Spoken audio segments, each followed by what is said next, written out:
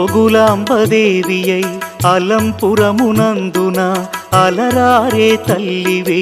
ఆది పరాశక్తివే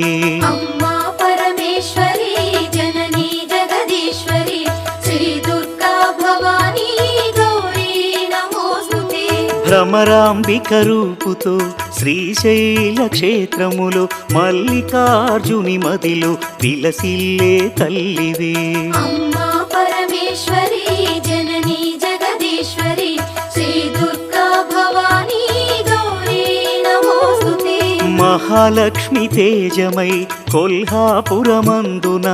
కళ్ళలోలికే తల్లివే జననీ కళ్యాణి అమ్మా పరమేశ్వరి జననీ